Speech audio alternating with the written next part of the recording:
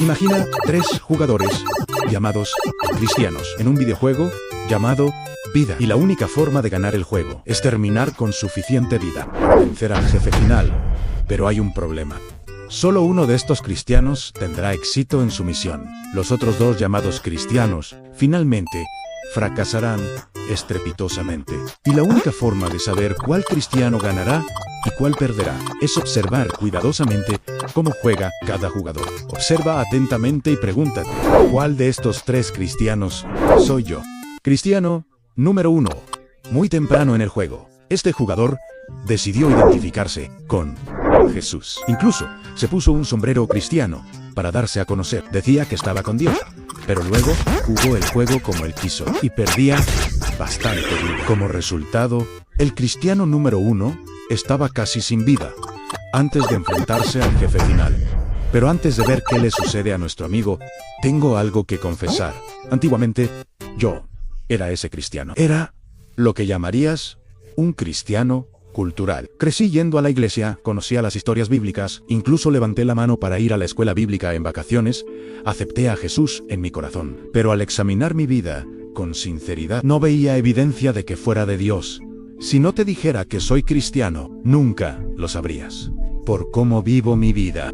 Esto es porque no vivía para Dios. Vivía para mí solo. Y para mí, ser cristiano no era diferente a ser estadounidense. Orar no era diferente a lavarme las manos antes de comer. Nada de mi fe era real. Era solo cultural. Hasta que leí este aterrador versículo en la Biblia. En Mateo, Jesús describe un día en que estos cristianos culturales van a estar en su presencia. Dice así: Señor, mira todas estas grandes cosas que hicimos. Profetizamos en tu nombre. Expulsamos demonios en tu nombre. Hicimos todas estas maravillas en tu nombre. Pero luego, Jesús les dirá: aléjense de mí.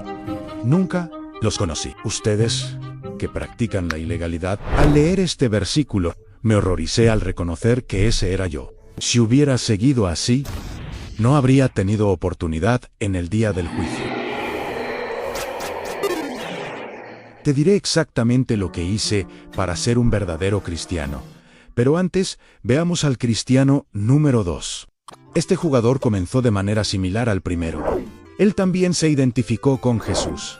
Pero a diferencia del primer cristiano, él ya estaba pensando en cómo enfrentar al jefe final. Cada vez que fallaba y perdía vida, trataba de reponer esa vida perdida al golpear una caja que hacía buenas acciones. Esto le proporcionaría un impulso para seguir jugando. Al enfrentarse al jefe final, estaba lleno de vida. Con confianza, sabía que ganaría esta batalla. Recuerdo haber leído sobre alguien así. Era un ministro inglés, ordenado en el siglo XVII, y fue incluso presidente del Club Sagrado, en la Universidad de Oxford. Sí, eso existía. Un día, se vio atrapado en una tormenta mortal, pero notó que había misioneros a bordo, alabando a Dios, porque sabían que irían al paraíso, incluso si morían en ese barco. A pesar de ser un famoso ministro, predicando a miles en Inglaterra, se dio cuenta, en ese barco en la tormenta, que él no tenía la misma paz que esos misioneros. Se dio cuenta que sus buenas acciones no lo salvarían. Ni siquiera ser presidente de un club santo lo salvaría. Solamente por la gracia infinita de Dios, alguien puede ser salvado. El hombre de nuestra historia es John Wesley, y él es lo que yo llamaría un cristiano religioso. Esta persona se considera genuinamente buena por las buenas acciones que hace, pero este cristiano confía más en sus propias buenas acciones que en la gracia de Dios.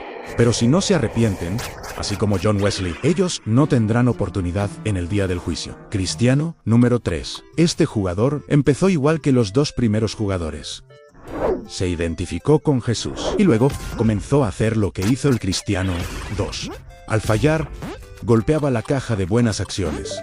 Sin embargo, este jugador aún fallaba mucho y temía lo que le pasaría al enfrentar al jefe final. Entonces, el cristiano número 3 hizo lo impensable. Se rindió, dejó de intentar vencer el juego solo y clamó a Jesús. Y Jesús le respondió, dándole vida ilimitada al cristiano número 3, y dijo: sígueme.